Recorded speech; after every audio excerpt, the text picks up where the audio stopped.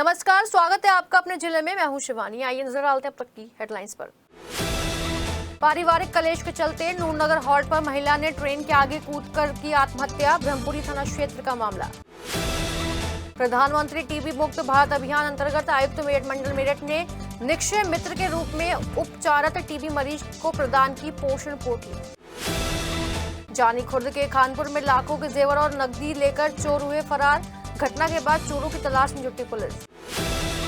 सरना में 15 वर्षीय किशोरी के साथ पड़ोस के युवक ने दुष्कर्म की वारदात को दिया अंजाम। घटना के बाद पुलिस ने पॉक्सो समेत गंभीर धाराओं में दर्ज किया मुकदमा।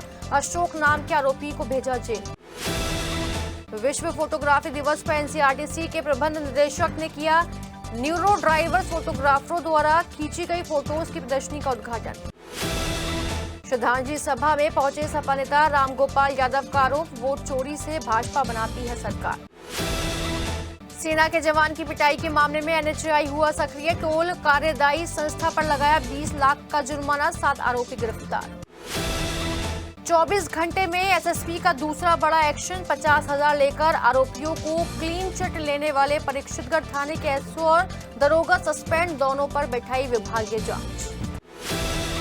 और चलते चलते में देखिए सिटी हलचल का विशेष कार्यक्रम। मुख्यमंत्री योगी का 2047 का विजन में एमएलसी धर्मेंद्र भारद्वाज से विशेष बातचीत। एमएलसी धर्मेंद्र भारद्वाज ने कहा, पाकिस्तान की राजधानी के नाम पर क्यों हो मेरठ के उपनगर का नाम। और अब खबरें विस्तार से। लगातार खुली रेलवे पटरियां हादसों का सबक तो बन ही रही हैं, साथ ही साथ आत्महत्या का सिलसिला भी लगातार खुली पटरियों पर देखा जा रहा है। नूरनगर हॉल्ट पर ब्रह्मपुरी थाना इलाके के लेसारी रोड स्थित डी ब्लॉक की रहने वाली शाहीन ने चलती ट्रेन के आगे कूदकर आत्महत्या कर ली। इससे पहले कुछ लोग समझ पाते, ट्रेन महिला को रौंदती हुई निकल गई। आसपास खड़े लोग तुरंत मौके पर पहुंचे और पुलिस को सूचना दी। मौके पर पहुंचे पुलिस ने शव का पंचनामा भर पोस्टमार्टम के लिए भेजवा दिया। सूत्रों के अनुसार शाहीन का पति सऊदी अरब में नौकरी करता है और शायद उसके घर पर कुछ वाद विवाद हुआ था, जिसके चलते महिला ने यह कदम उठाया है। फिलहाल पुलिस मामले की तफ्तीश कर रही है। प्रधानमंत्री टीबी मुक्त भारत अभियान के अंतर्गत आयुक्त मेरठ मंडल मेरठ ऋषिकेश भास्कर यशोद द्वारा निक्षय मित्र के रूप में TB unit UPHC police line के अंतर्गत उपचारित टीबी मरीज मालती देवी को लगातार 5वीं बार पोषण पोटली प्रदान की गई। इलाज से पूर्व टीबी मरीज मालती का वजन 45 किलो था। इलाज और पोषण पोटली लेने के बाद टीबी मरीज का वजन अब 51 किलो हो गया है। वहीं निशा टीबी मरीज को लगातार 4थी बार पोषण पोटली उपलब्ध कराई गई। इलाज से पूर्व टीबी मरीज निशा का वजन 51 किलो था। इलाज एवं पोषण पोटली लेने के बाद टीबी मरीज का वजन अब 54 किलो हो गया है। आयुक्त ऋषिकेश भास्कर यशोद ने उक्त दोनों टीबी मरीजों के स्वास्थ्य एवं परिवार संबंधी जानकारी ली और उन्हें अच्छे खानपान और साफ सफाई रखने की सलाह दी। साथ ही टीबी के बचाव के तरीके के बारे में जानकारी देते हुए उनके जल्दी स्वस्थ होने की कामना व्यक्त की। इस अवसर पर जिला श्रय रोग अधिकारी डॉक्टर विपुल कुमार, नोडल अधिकारी अंजू गुप्ता, प्रधानमंत्री टीबी मुक्त भारत अभियान और Akash STS TB unit police hospital उपस्थित रहे। जानी थाना क्षेत्र के खानपुर में सोमवार रात चोरों ने घर में घुसकर लाखों रुपए के जेवर और हजारों की नकदी पर हाथ साफ कर दिया और घटना को अंजाम देने के बाद आसानी से फरार हो गए। घटना के बाद मौके पर पहुंची पुलिस को खानपुर गांव की रहने वाले आकांक्षा ने बताया कि सोमवार रात घर में सभी सदस्य सोए हुए थे, लेकिन कुछ आवाजें आने के कारण उसकी आंख खुल गई, जिसके बाद उसने देखा कि कुछ चोर उसके घर में चोरी कर रहे हैं। जिसके बाद आकांक्षा ने चोरों की जानकारी परिवार के अन्य सदस्यों को दी, जबकि परिवार के सदस्यों ने ग्रामीणों को फोन पर चोरी के बारे में बताया। जिसके बाद ग्रामीणों ने चोरों को दबोचने की कोशिश की तो वह चकमा देकर मौके से फरार हो गए। परिजनों के मुताबिक चोर घर में रखे लाखों के सोने चांदी के जेवरात और करीब 83,500 रुपए की नकदी चोरी करके ले गए। वहीं घटना के बाद पुलिस सीसीटीवी के माध्यम से चोरों की तलाश कर रही है। सरना थाना क्षेत्र के गांव में 15 वर्षीय किशोरी के साथ पड़ोस के युवक ने दुष्कर्म की वारदात को अंजाम दिया। आरोपी ने उस वक्त यह घटना की जब किशोरी कुछ खरीदारी करने दुकान पर जा रही थी। किशोरी ने घर आकर पूरी घटना बताई तो परिजनों ने पुलिस से शिकायत की, जिसके बाद आरोपी के खिलाफ पॉक्सो समेत गंभीर धाराओं में मुकदमा दर्ज कर लिया गया। पूछताछ के बाद अशोक नाम के आरोपी को जेल भेज दिया गया है। वहीं पीड़िता का मेडिकल परीक्षण करा पुलिस ने जाँच शुरू कर दी है। वहीं सरना थाना क्षेत्र के गांव में नाबालिग लड़की के साथ छेड़छाड़ का मामला सामने आया है। इतना ही नहीं, विरोध करने पर आरोपी ने सरेराह किशोरी से मारपीट भी की। घटना के बाद थाना पहुंची पीड़िता की शिकायत पर पुलिस ने आरोपी के खिलाफ पॉक्सो समेत गंभीर धाराओं में मुकदमा दर्ज कर लिया है। मुकदमा दर्ज होने के कुछ देर बाद ही पुलिस ने लवकुश नाम के आरोपी को भी गिरफ्तार कर लिया। पूछताछ के बाद उसे जेल भी भेज दिया गया।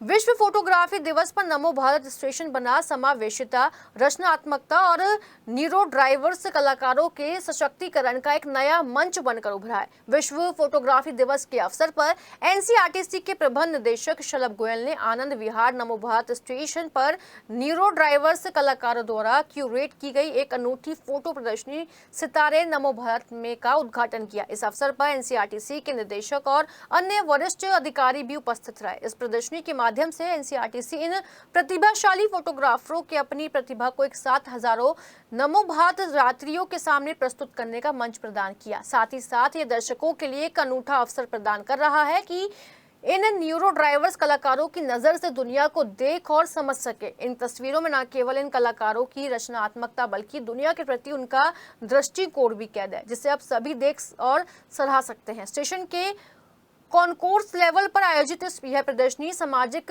समावेशिता की झलक पेश करती हुई नजर आई। गोयल ने प्रतिभागी फोटोग्राफरों से बातचीत भी की। उन्होंने प्रदर्शित तस्वीरों से संबंधित अपने दृष्टिकोण, अपने अनुभव और प्रेरणाएं प्रबंध निदेशक से साझा की। भाग लेने वाले फोटोग्राफरों को उनकी प्रतिभा और समर्पण के लिए एनसीआरटीसी द्वारा प्रमाण पत्र और स्मृति चिन्ह देकर सम्मानित भी किया गया। मंगलवार को दिल्ली देहरादून हाईवे स्थित एक हाउस में सपा नेता चौधरी सत्यप्रकाश भराला की 17वीं पुण्यतिथि मनाई गई। इस कार्यक्रम के मुख्य अतिथि के तौर पर समाजवादी पार्टी के राष्ट्रीय महासचिव और सांसद प्रोफेसर रामगोपाल यादव, मुजफ्फरनगर के सांसद हरेंद्र मलिक, पूर्व मंत्री प्रभुदयाल वाल्मीकि, चरथावल विधायक पंकज मलिक, किठौर विधायक शाहिद मंजूर, सरना विधायक अतुल प्रधान और आदिल चौधरी आदि मौजूद रहे। पुण्यतिथि के इस कार्यक्रम में पहुंचे सभी अतिथियों ने स्वर्गीय सपा नेता चौधरी सत्यप्रकाश भराला को श्रद्धांजलि अर्पित की और उनके बताए गए मार्ग पर चलने की शपथ ली। इस दौरान समाजवादी पार्टी के राष्ट्रीय महासचिव, राज्यसभा सांसद प्रोफेसर रामगोपाल यादव द्वारा कहा गया कि भारतीय जनता पार्टी की सरकार पिछड़े दलितों और अल्पसंख्यकों के खिलाफ है। आप सभी जानते हैं कि वर्तमान सरकार वोटों की चोरी करके ही सरकार बनाती है। उत्तर प्रदेश में पिछले चुनाव में भी यदि वोटों की चोरी ना की गई तो होती तो अखिलेश यादव मुख्यमंत्री होते और केंद्र में भी इंडिया गठबंधन की सरकार होती। वहीं विधायक पंकज मलिक ने कहा कि आपकी बिरादरी के पूर्व गवर्नर का सरकार द्वारा अपमान किया गया। आपको उन्हें सम्मान देकर अपनी बिरादरी को एकजुट करना होगा। स्वर्गीय सत्यप्रकाश भराला जी, आदरणीय प्रमुख महासचिव समाजवादी पार्टी भाई साहिब मंजूर साहब, प्रिय पंकज, प्रभुदयाल जी, शिवा प्रधान जी, पूज्य मातृशक्ति, सम्मानित बुजुर्गों, नौजवान साथियों, प्रिय मित्र, पुण्यतिथि है आप लोगों के बीच में है। हर दुख में, हर दर्द में, चाहे बात खाने की हो, अस्पताल की हो, स्कूल की हो या कोई और यूनिवर्सिटी की हो, आप लोगों के बीच में निरंतरता के साथ लगा हुआ है। और मैं चाहूंगा कि आज हमारी समाजवादी पूरी पार्टी का हमारे बड़े नेता हुआ, जैसे हमारे सांसद जी ने कहा, हमारे मंत्री सत्य श्रद्धांजलि सभा में आज के मुख्य अतिथि हमारे नेता, समाजवादी पार्टी और हम सबके मार्गदर्शक प्रोफेसर साहब, उनके कभी भी नाम लेने की हिम्मत नहीं। प्रोफेसर साहब, एनएचआई ने 17 अगस्त को एनएच 709A के मेरठ करनाल खंड पर भूनी टोल प्लाजा पर तैनात टोल कर्मचारी द्वारा सेना के जवान के साथ दुर्व्यवहार की घटना पर कड़ी कार्रवाई की है। एनएचआई ने टोल संग्रह एजेंसी मैसर्स धर्म सिंह पर 20 लाख रुपए का जुर्माना लगाया है और टोल संग्रह फर्म को भविष्य में टोल प्लाजा बोलियों में भाग लेने से रोकने और सेवा समाप्त करने की प्रक्रिया शुरू कर दी है। एनएचआई टोल प्लाजा कर्मचारियों द्वारा किए गए इस तरह के व्यवहार की कड़ी निंदा करता है और राष्ट्रीय राजमार्गों पर सुरक्षित और निर्बाध यात्रा सुनिश्चित करने के लिए प्रतिबद्ध है। मेरठ जिले के सरूरपुर स्थित भूनी टोल प्लाजा पर रविवार को सेना के जवान कपिल और उसके चचेरे भाई शिवम के साथ मारपीट की गई थी। इस घटना के बाद एनएचआई ने यह बड़ी कार्रवाई की है। वहीं रविवार शाम भूनी टोल प्लाजा पर सेना के जवान कपिल की खंबे से बांधकर लाठी डंडों से पिटाई कर मामला दिल्ली और लखनऊ में गूंजा तो हरकत में आई पुलिस ने फौजी कपिल की पिटाई करने वाले 7 आरोपी टोलकर्मी गिरफ्तार कर लिए। पुलिस ने फौजी के साथ हुई मारपीट के मामले में पीड़ित परिजनों की तहरीर पर गंभीर धाराओं में मुकदमा दर्ज कर लिया, जिसके बाद पुलिस ने नीरज उर्फ बिट्टू, अंकित, विजय, अंकित, सचिन, सुरेश राणा और अनुज को गिरफ्तार कर लिया। जैसे ही टोल प्लाजा पर सेना के जवान की पिटाई का मामला दिल्ली में गूंजा, तभी हरकत में आया एनएचआई ने एक्स पर पोस्ट डालते हुए कार्रवाई की सूचना दी। एनएचआई ने टोल संग्रह एजेंसी मैसेज धर्म सिंह पर 20 लाख का जुर्माना लगा दिया। साथ ही टोल संग्रह फर्म को टोल प्लाजा की बोलियों में भविष्य में भागीदारी से प्रतिबंधित करने और वर्तमान में ठेका समाप्त करने की प्रक्रिया शुरू कर दी। एनएचआई के अधिकारियों ने भूनी टोल प्लाजा की घटना को लेकर विभागीय जांच के निर्देश दिए हैं।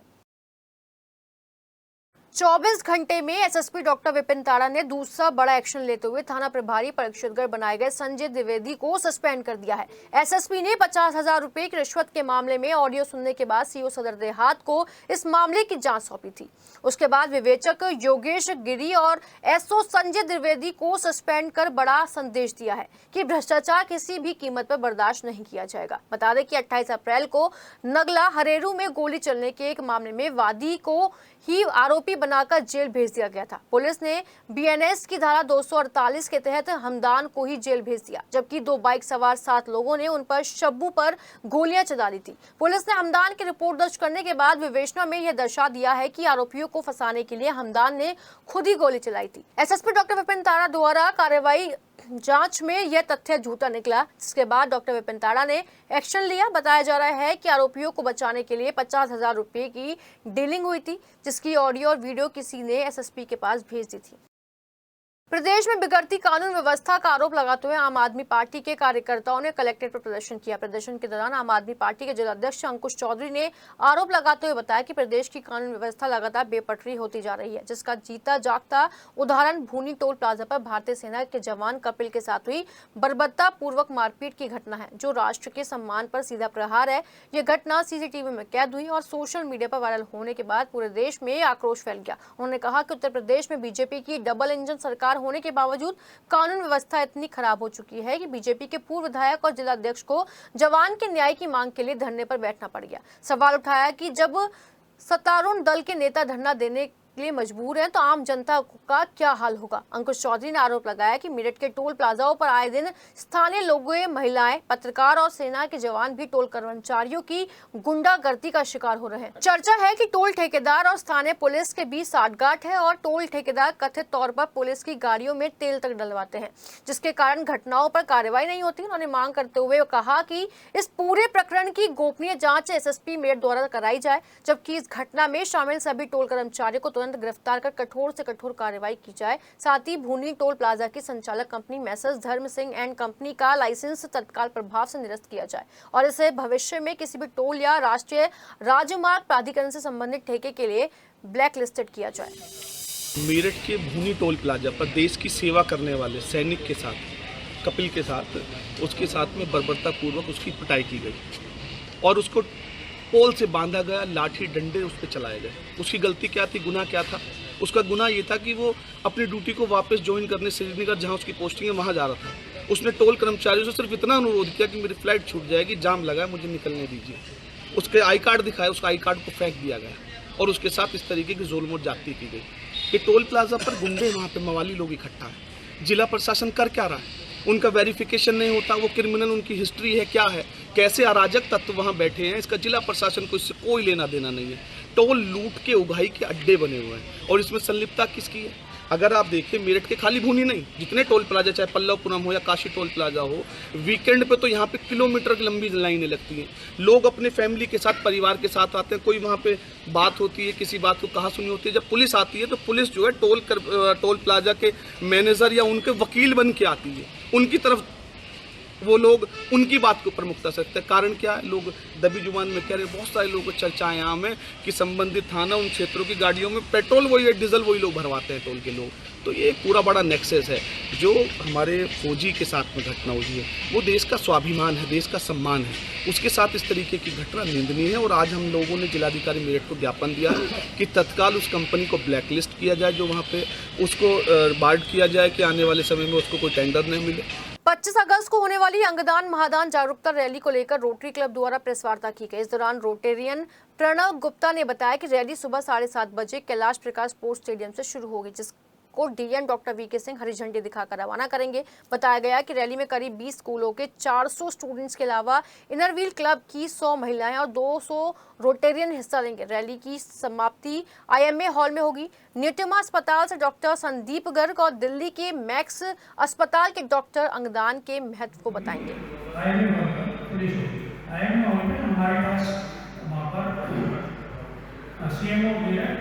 ईस्ट अफ्रीका के मॉरिशस में रहने वाले 53 वर्षीय सुकुर सूरज की सोमवार को मोदीपुरम के SGS अस्पताल में उपचार के दौरान मौत हो गई। सुकुर सूरज को बीमारी के चलते भर्ती कराया गया था। मृतक सूरज के भाई रितेश ने बताया कि वह मॉरिशस पुलिस में तैनात है। भाई सुकुर सूरज होटल में कार्य करता था। वह 14 अगस्त को भारत आए थे। जन्माष्टमी पर्व पर वह मथुरा वृंदावन पहुंचे। अगले महीने सभी अपने देश के लिए रवाना हो जाते, लेकिन सूरज की अचानक तबीयत खराब हो गई, जिसके बाद उसे जानी के आयुर्वेदिक अस्पताल में भर्ती कराया गया। रविवार देर रात अचानक सुकुर सूरज की तबीयत ज्यादा बिगड़ गई, जिसके बाद सूरज की SGS अस्पताल के लिए रेफर कर दिया गया, लेकिन उपचार के दौरान सूरज की मौत हो गई। सनातन धर्म इंटर कॉलेज सदर के मैदान पर मंगलवार माध्यमिक शिक्षा द्वारा संचालित अंडर 14, अंडर 17 और अंडर 19 में क्षेत्रीय हॉकी प्रतियोगिता का आयोजन किया गया। पहला मुकाबला अंडर 17 आयु वर्ग में DN इंटर कॉलेज और SD इंटर कॉलेज की टीम के बीच खेला गया, जिसमें SD सदर टीम ने DN कॉलेज टीम को 1-0 से पराजित कर जीत दर्ज की। वहीं SD सदर की टीम की ओर से एकमात्र गोल पेनल्टी स्ट्रोक द्वारा 40वें मिनट में कार्तिक यादव ने अपनी टीम के लिए किया। वहीं अंडर 17 आयु वर्ग में SD इंटर कॉलेज की टीम ने DN इंटर कॉलेज टीम को 2-0 से हराकर जीत दर्ज की। SD सदर की टीम की ओर से 10वें मिनट में अर्पित शर्मा, 32वें मिनट में राघव ने अपनी टीम के लिए एक गोल किए। इस दौरान हॉकी प्रशिक्षक जोगिंदर सिंह ने बताया कि मंडलीय हॉकी प्रतियोगिता का आयोजन 4 सितंबर को होगा और मंडल से टीम बनकर झांसी में होने वाली स्टेट हॉकी चैंपियनशिप प्रतियोगिता में प्रतिभाग करेगी। मैच से पहले प्रधानाचार्य अरुण कुमार गर्ग ने बच्चों से परिचय प्राप्त कर उनका हौसला बढ़ाया। इस दौरान अमित चिकारा, अरुण कुमार, नरेंद्र कुमार आदि मौजूद रहे। वहीं मैच के निर्णायक मंडल में कौशल चौधरी और आकाश चौहान मौजूद रहे। इंचौली थाना क्षेत्र के कस्बा लावड़ में रहने वाला आलमगीर नाम का ग्रामीण SSP कार्यालय पहुंचा। SSP कार्यालय में जन सुनवाई कर रहे अधिकारी से मिलकर उसने बताया कि 14 तारीख की रात को मोहल्ले में ही रहने वाले यूनुस, नवाब, फिरोज और शोएब, उसके भाई शहनाज, उसकी पत्नी और एक अन्य महिला से गाली गलौच और भद्दता कर रहे थे, जिसका उसने विरोध किया तो आरोपी ने उसके ऊपर फावड़े से हमला कर दिया और उसकी साली के ऊपर भी धारदार हथियार से हमला कर लहूलुहान कर दिया, जिसकी सूचना उसने पुलिस को दी, लेकिन थाना पुलिस ने अभी तक कोई कार्रवाई नहीं की। पीड़ित की बात सुनकर जन सुनवाई कर रहे अधिकारी ने जांच करवाकर उचित कार्रवाई का आश्वासन दिया। 2 बच्चों की लड़ाई के ऊपर और उन्होंने घर पे मुझे बुलाया और मारपीट शुरू कर दी मेरे परिवार के साथ और सबके सिर फोड़ दिए। ये देखो, ये लोग, ये मेरे मेहमान आए थे हमारे घर पे, इनका भी सिर फोड़ दिया। बहुत बुरी तरीके से मार रखा है जी। मेरे पास वीडियो है और मैंने वीडियो दिखाने की भी कोशिश करी, दरोगा ने देखने की इसका कष्ट नहीं करा। शासन के निर्देशों पर हसनापुर नगर पंचायत क्षेत्र में बंगाली विस्थापित परिवारों के मकानों के मालिकाना हक का सर्वे चल रहा है, जिसमें कुछ परिवार बच गए हैं। उन परिवारों को सूची में शामिल कराने की मांग को लेकर निखिल भारत बंगाली समन्वय समिति के पदाधिकारियों ने SDM को संबोधित ज्ञापन नायब तहसीलदार जितेंद्र कुमार को सौंपा। बताया गया कि उत्तर प्रदेश शासन के निर्देशों पर नगर पंचायत हसनापुर द्वारा कस्बा हसनापुर के विस्थापित बंगाली परिवारों को हाउस टैक्स और उनके आवास पर मालिकाना हक दिलाने के संबंध में सर्वे किया जा रहा है। उक्त सर्वे में कई बंगाली विस्थापित परिवारों को सर्वे में सम्मिलित नहीं किया गया है और वे सर्वे में वंचित रह गए हैं, जिनका सर्वे कराकर हाउस टैक्स लगाने के साथ मालिकाना हक दिलवाया जाए। हम सन 64 से आए। हस्तिनापुर में भारत सरकार द्वारा हमें बसाया गया था। आज हमें वहाँ पर मालिकाना हक के लिए हम सारे वर्षों से हमारे पूर्वज भी लड़ते आ रहे हैं और आज हम लड़ रहे हैं। आज तक हमें कोई यहाँ पे सुविधा नहीं मिल पाया, उससे हम वंचित थे। आज हमारा शासन द्वारा ये सर्वे किया जा रहा है। कुछ लोगों के नाम घोषित होने में रह गए हैं, इसी वजह से आज हम तहसील में आए थे। तहसीलदार साहब को, तहसीलदार SDM साहब को ज्ञापन देने के लिए ज्ञापन उन्हें दे दिया गया है। अब वो हमारा सर्वे को पूरी तरीके से बिल्कुल अच्छी तरीके से सर्वे कराए, कोई भी व्यक्ति इसमें वंचित ना रह जाए। जानीखुर्द के बागपत रोड पांचली में स्टेप 2 सक्सेस स्कूल में 5 दिवसीय CBSE kho kho cluster tournament का आयोजन किया जाएगा, जिसमें नॉर्थ जोन से 90 टीमें भाग लेंगी। उक्त जानकारी कॉलेज के प्रधानाचार्य शालिनी राय ने प्रेस वार्ता के दौरान दी। उन्होंने कहा कि टूर्नामेंट में मुरादाबाद, आगरा, हरिद्वार, मथुरा, रुद्रपुर आदि जिलों की टीमें सम्मिलित हो रही हैं। उद्घाटन समारोह की शुरुआत बुधवार को 10 बजे एसपी सिटी आयुष विक्रम सिंह करेंगे, जबकि इस दौरान विशिष्ट अतिथि के रूप में अंतर्राष्ट्रीय वुशु खिलाड़ी एवं स्वर्ण पदक विजेता नेहा कश्यप और एशियन चैंपियन गुलवीर सिंह मौजूद रहेंगे। प्रतियोगिता में सीबीएसई से संबद्ध विभिन्न विद्यालयों की करीब 90 टीमें भाग लेंगी। टूर्नामेंट का उद्देश्य विद्यार्थियों में अनुशासन, फिटनेस और खेल भावना को प्रोत्साहित करना है। उन्होंने कहा कि सभी मैच सीबीएसई द्वारा निर्धारित खेले जाएंगे, जिससे स्वस्थ प्रतिस्पर्धा और निष्पक्ष खेल सुनिश्चित हो सके। कि 19वां खो खो क्लस्टर चैम्पियनशिप 2025 मेरठ में स्टेप टू सक्सेस स्कूल को मिला है, जिसमें कि नॉर्थ जोन के 80 से 85 टीमें भाग ले रही हैं। सभी में एक प्रतिस्पर्धा होगी, जिसमें कि अंडर 14, अंडर 17, अंडर 19 3 कैटेगरी के प्लेयर्स आ रहे हैं। चौधरी चरण सिंह विश्वविद्यालय की कुलपति प्रोफेसर संगीता शुक्ला पर करोड़ों रुपए के घोटाले का आरोप लगाते हुए सीसीएस यूनिवर्सिटी के दर्जनों छात्रों ने कमिश्नरी चौराहे पर प्रदर्शन किया। प्रदर्शन कर रहे छात्रों ने बताया कि प्रोफेसर संगीता शुक्ला चौधरी चरण सिंह विश्वविद्यालय में दिसंबर 2021 को नियुक्ति हुई थी। तभी से उन्होंने विश्वविद्यालय में हर स्तर में भ्रष्टाचार, गबन, षड्यंत्र का परचम लहरा दिया। प्रोफेसर संगीता शुक्ला ने पूर्व कुल सचिव धीरेन्द्र कुमार वर्मा, सुशील कुमार गुप्ता, वर्तमान वित्त अधिकारी रमेश चंद्र निरंजन, अभियंता विभाग के मनीष मिश्रा और मनोज कुमार आदि अधिकारियों की मिली भगत करके फर्जी नियुक्तियां और सरकारी धन का दुरुपयोग करके संपत्ति इकट्ठा की गई है, जिसकी जांच किया जाना अति आवश्यक है। विश्वविद्यालय छात्र हितों की ना सोच के अपनी जेब की सोच रहा, और यही कारण है कि तमाम छात्र नेता सड़कों पे हैं और ये मुद्दा बहुत जल्दी प्रदेश स्तर पर उठाएंगे। इसी की ही रणनीति बना रहे। डीएम साहब से हमारी बात हुई है। हमारी मांग केवल इतनी है कि डीएम साहब अपने स्तर से कमेटी गठित करें, ताकि ईमानदारी से जांच हो सके और जो लोग दोषी हैं विश्वविद्यालय में वे जेल में जाए। विश्वविद्यालय के अंदर जब से प्रोफेसर कुलपति हमारे यहाँ संगीता शुक्ला मैडम आई है, 3 साल उनके गुजर चुके हैं, लेकिन राज्यपाल का अच्छा हाथ होने की वजह से उनका कार्यकाल दोबारा 3 साल के लिए बढ़ा दिया गया है।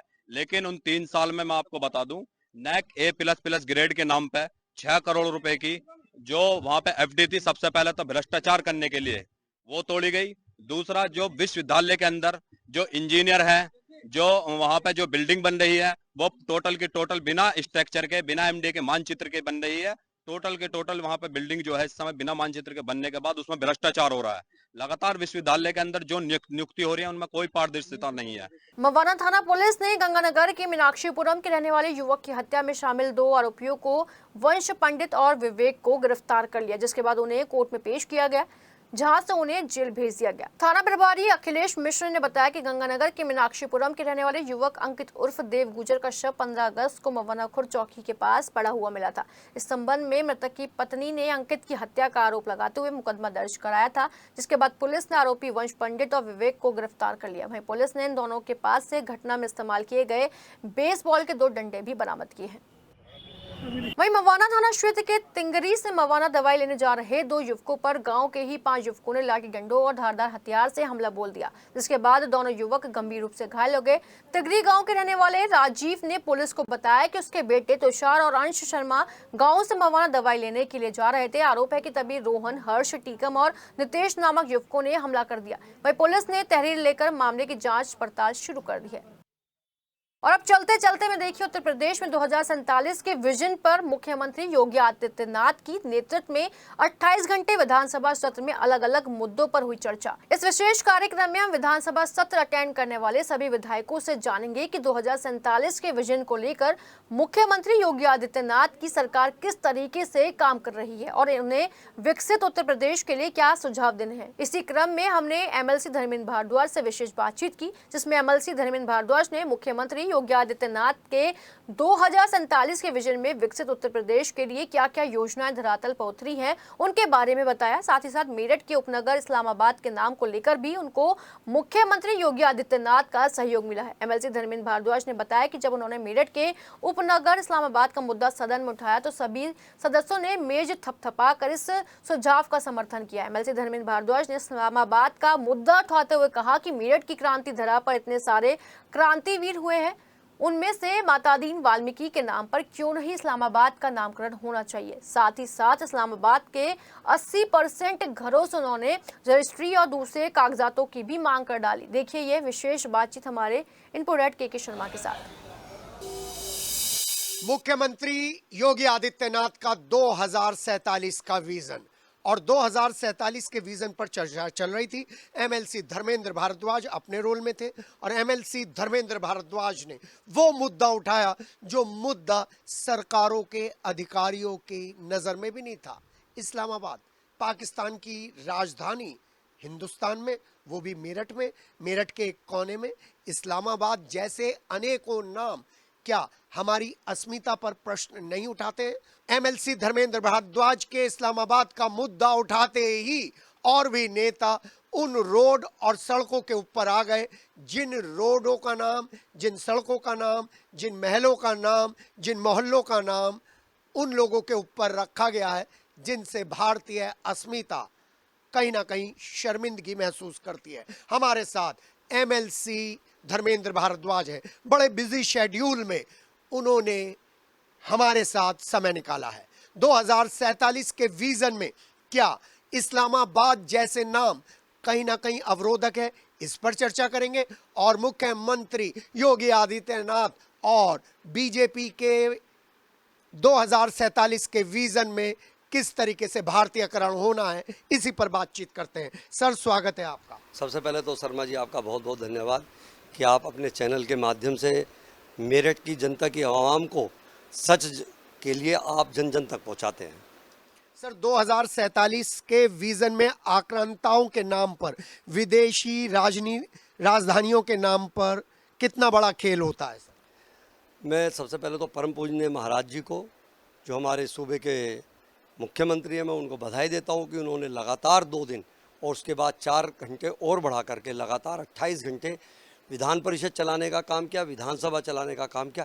और वो विधान परिषद 28 घंटे लगातार चलाने में सबसे बड़ा कारण था कि उत्तर प्रदेश कैसा हो 2047, यानी कि विकसित उत्तर प्रदेश 2047 और विकसित भारत 2047 कैसा हो।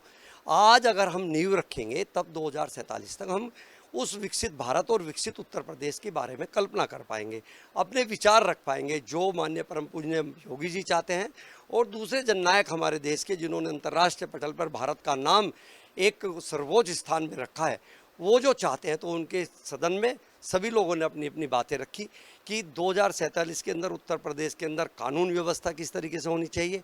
जो आज कानून व्यवस्था है उसका स्वर्ण कालखंड, उसको स्वर्णिम कालखंड कह सकते हैं। आज जो बेरोजगारी की दूरियां हुई हैं, 60 लाख बेरोजगारों को नौकरियां मिली हैं, आने वाले समय में 2047 तक कोई बेरोजगार न रहे। आपका जो एआई आर्टिफिशियल इंटेलिजेंस है उसके ऊपर कितना काम हमें करना है युवाओं को लेकर के, नौजवान शक्ति के लिए। वो नौजवान शक्ति जो आने वाले समय में एआई के ऊपर काम करेंगी, जो एआई आने वाले समय का युग है, उस पर चर्चा हुई है।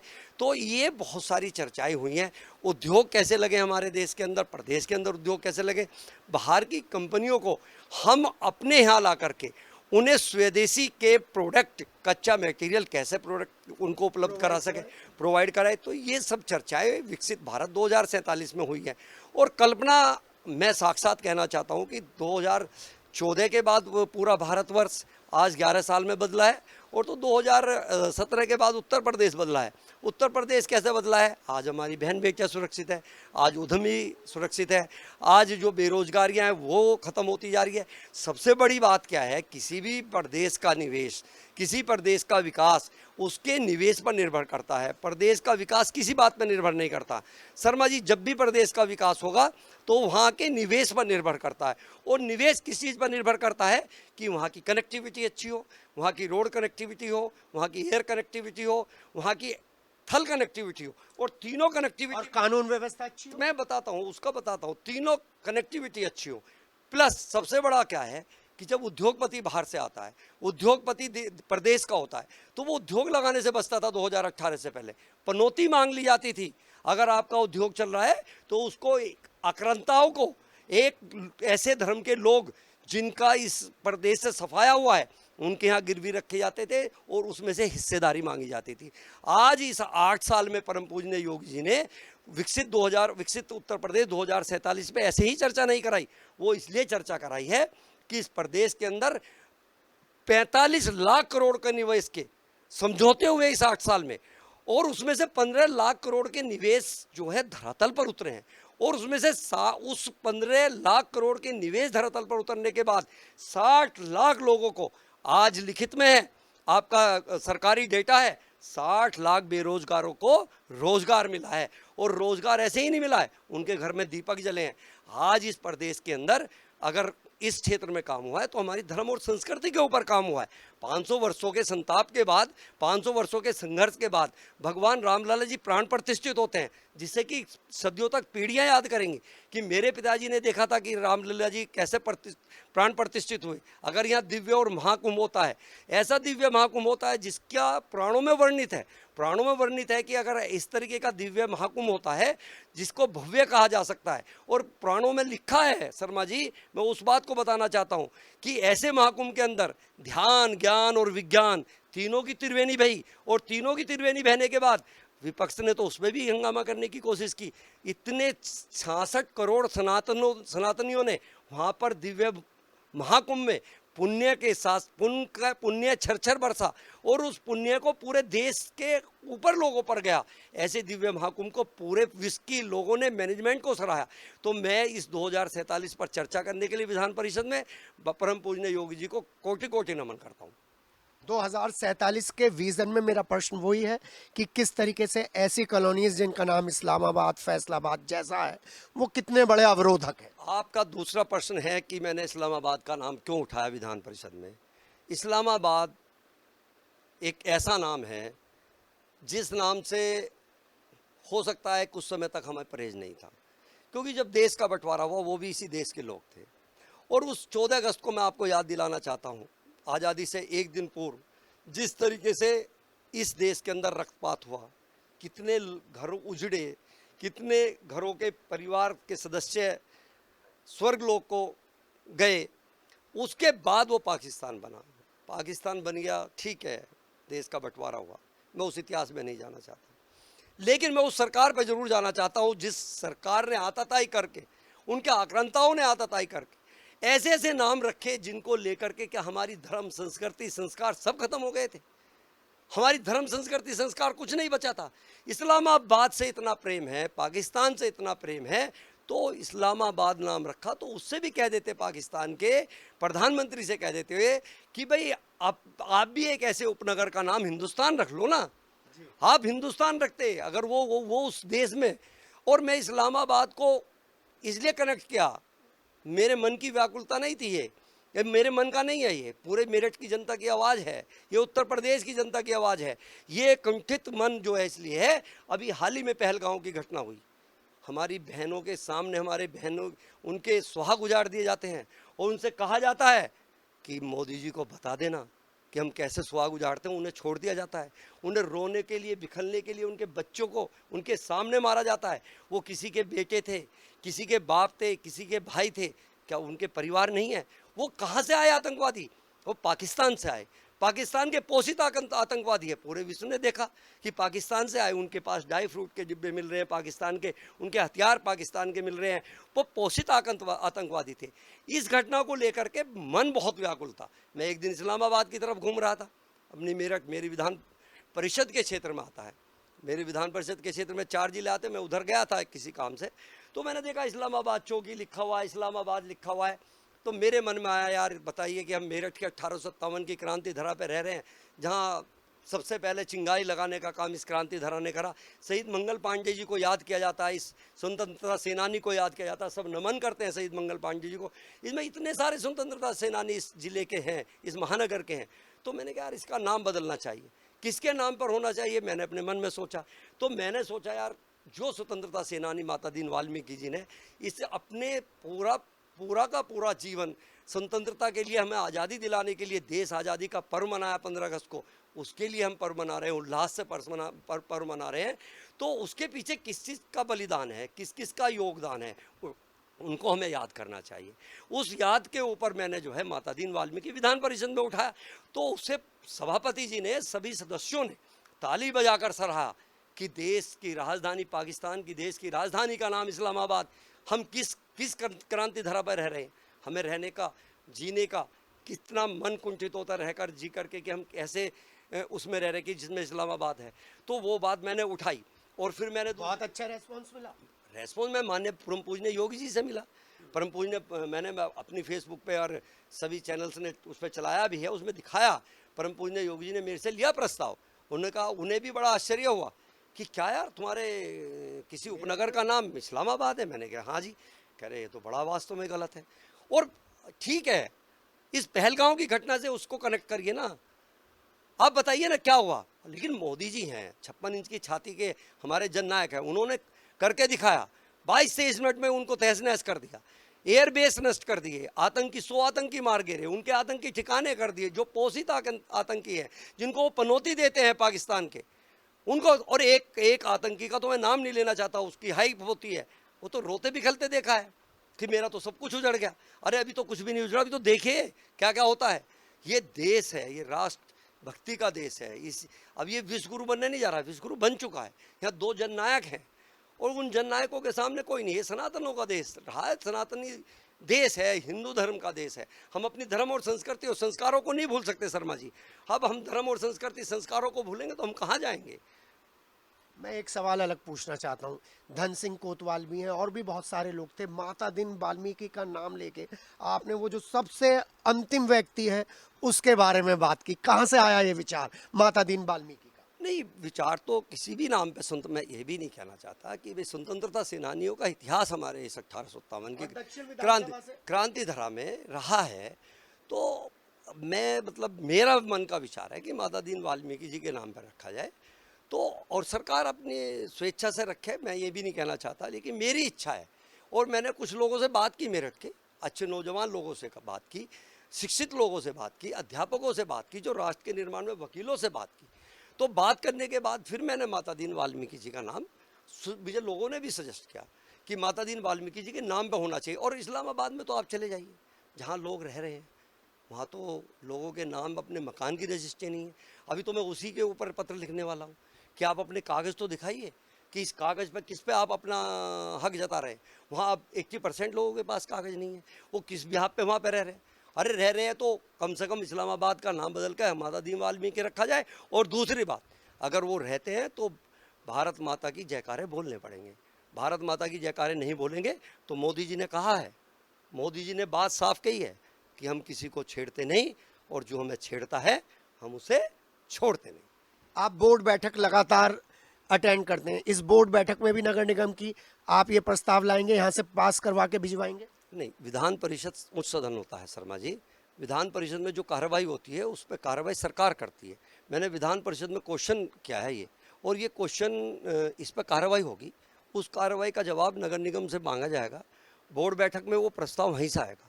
मैं अपना प्रस्ताव तो दूंगा ही, लेकिन वो कार्रवाई का एक हिस्सा बन चुका है और उस कार्रवाई पे अंतिम मोहर माननीय परम पूजनीय महाराज जी की लगनी है। तो मैंने उन्हें भी पत्र दिया है, मैं बोर्ड बैठक में भी दूंगा। लेकिन मैं आपको लीगल बात बता रहा हूँ कि वो कार्रवाई एक सदन की, उस सदन की कार्रवाई है जहाँ पर विधेयक पास होने के बाद हमारे पास मतलब उस सदन में आते हैं। तो उस कार्रवाई को सुनिश्चित करने का काम माननीय सभापति जी का, परम पूजनीय योगी जी का है। आपके सवाल पूछने के बाद कैसा रेस्पॉन्स मिल रहा है? क्या क्या लोगों की प्रतिक्रियाएं आपके सामने आ रही हैं कि आपने वाजिब सवाल उठाया या अलग तरीके का सवाल उठाया? नहीं, ये बात तो मैं नहीं बता सकता, क्योंकि फिर भी रेस्पॉन्स तो ये तो आप एक चौपाल करिए, ये तो आपका काम है, या आप इतने बड़े चैनल के माध्यम से मेरठ की मैंने शुरू में एक आवाज़ उठाते हैं, आप अच्छा काम करते हैं। तो एक चौपाल करिए, उसमें कुछ एडवोकेट बुलाइए, कुछ टीचर्स बुलाइए, अध्यापक बुलाइए, कुछ डॉक्टर्स बुलाइए जो राष्ट्र के निर्माण में काम आते हैं, जो बुद्धिजीवी लोग हैं, उनसे आप बात करिए और बात करके एक चौपाल बना करके उसको आप जनता की आवाज़ बनाइए। मतलब मेरे हिसाब से तो ज़्यादा अच्छा है। मैं तो कहूँगा ही कि भाई अच्छा है, और मैं जिनसे पूछूंगा वो भी अच्छा कहेंगे, लेकिन सच तो आप ही दिखा सकते हैं, आपको करना चाहिए, मैं ये कहना चाहता हूँ। मेरठ के लोगों को क्या संदेश देंगे, क्योंकि ऐसे मकबूल चौक, पूर्वा अहिरान, ऐसे बहुत सारे क्षेत्र हैं, उनके बारे में भी नाम बदलने के लिए आगे प्लानिंग है? नहीं, मेरा मानना ये है इस चीज़ में, मैं किसी धर्म के ऊपर सीधा वो नहीं करना चाहता, सबका धर्म होता है। हमारा धर्म है, हमारे भगवान राम हैं, हम मानते हैं, लेकिन किसी आपने 1857 की क्रांति धरा को क्रांति नायकों के नाम पे रखने की जो मुहिम चलाई है वो काबिले तारीफ है। मैं यही बात कहना चाह रहा हूँ कि ठीक है वो उनके धर्म के नाम पे नाम रखे हैं, लेकिन पर्टिकुलर इस्लामाबाद झेलना बड़ा मुश्किल काम है आज की परिस्थिति को देख। जब हम इस्लामाबाद, मैं एक बात और कहना चाहता हूँ शर्मा जी, जब हम होता क्या है कि देखो आज मैं एक बड़ा उदाहरण आपको दूंगा आपके चैनल के माध्यम से। व्यक्ति की मनोदशा उसके वातावरण पर इफेक्ट करती है। आपका जो वातावरण है आपके चारों तरफ का, वो उसकी मनोदशा को बदलने का काम करता है। आप एक पढ़े लिखे आदमी को ट्रांसपोर्ट का बिजनेस करा दीजिए, मैं कहता हूँ गोल्ड मेडलिस्ट भी हो तो ट्रांसपोर्ट का जब बिजनेस करेगा तो वो ड्राइवर से तू ता तय ता करके बोलेगा। और एक अनपढ़ आदमी को आप एक चपड़ासी बना दीजिए किसी MNC कंपनी में, किसी अच्छी जगह, तो वो गुड मॉर्निंग और गुड इवनिंग और गुड आफ्टरनून करना सीख जाएगा, वो सभ्यता सीख जाएगा। तो मनोदशा जो डिपेंड करती है आपकी मनोदशा जो जीवन का होता है, कहते हैं ना कि अपने बच्चों को कहते हैं कि भाई अच्छे दोस्त बनाना, अच्छे परिवारों के साथ रहना, वो मनोदशा के ऊपर। क्योंकि एक कहावत है कि एनवायरनमेंट का इफेक्ट अंग अंग को बदल देता है। जब हम इस्लामाबाद में जाते हैं तो हमारा मनोदशा बदल जाती है। क्या हम पाकिस्तान में रह रहे हैं? हमारी मनोदशा बदलती है, आपकी मनोदशा बदलती है, जनता की आवाज़ की मनोदशा बदलती है। क्या यार हम पाकिस्तान में आ गए क्या? हम मेरठ छोड़ दें क्या? तो ये मनोदशा बदलने के लिए इस्लामाबाद नाम हटाने की मांग है मेरी। मैंने और किसी भी नाम पर अभी तक कोई ऑब्जेक्शन नहीं किया। मैं उन मुग़ल साम्राज्य में नहीं जा रहा अभी फ़िलहाल। मैं केवल उस बात पे जाना चाहता हूँ कि मैं पहलगांव की घटना 140-145 करोड़ के जनता में इतनी व्याकुलता थी, अगर किसी को अगर अवसर मिल जाता तो नष्ट कर देते। तो उस कुंठा को लेकर के मैंने ये नाम रखा है, माता दीन वाल्मीकि। जी हाँ, नाम में बहुत कुछ छिपा होता है, नाम संदेश भी देता है, नाम ऊर्जा भी देता है। और जब हमारे क्रांति नायकों पर मेरठ की क्रांति धरा के उपनगरों के नाम हो जाएंगे तो ये बात तो जाहिर है कि हम अपनी क्रांति की गाथा के साथ जुड़ेंगे। और शायद इसीलिए मेरठ नगर निगम बोर्ड ने बेगमपुल चौक का नाम भारत माता चौक, ईविस चौक का नाम माधव चौक और अब धर्मेंद्र भारद्वाज ने इस्लामाबाद का नाम माता दी नगर रखने की जो मुहिम शुरू करी है, उससे न केवल आज के युवा अपने क्रांति नायकों से जुड़ेंगे बल्कि उस जगह पर रहते हुए उन्हें ऊर्जा भी मिलेगी। आपको ये कार्यक्रम कैसा लगा हमें बताइएगा। 2047 का मुख्यमंत्री योगी आदित्यनाथ का विजन 28 घंटे में जन जन तक पहुंचा है और धर्मेंद्र भारद्वाज जो उस समय उस क्षण के गवाह थे, उन्होंने एक एक चीज नोट कर कर बताया है कि हम विश्व गुरु नहीं बनने जा रहे, हम तो विश्व गुरु बन चुके हैं। आपको ये कार्यक्रम कैसा लगा हमें जरूर बताइएगा। मेरे साथ हैं मेरे सहयोगी अमित और मैं हूं के और वीडियो एडिटर हैं संजय जूनियर। योगी सरकार के 8 साल में 2047 का विजन, यह है कार्यक्रम का नाम। और मेरठ के लिए इस्लामाबाद कब बनेगा माता दीन नगर। अपने जिले में फिलहाल इतना ही। ताजा तरीन खबरों के साथ हम आपके साथ जुड़े रहेंगे। तो फिलहाल हमें दीजिए इजाजत। नमस्कार।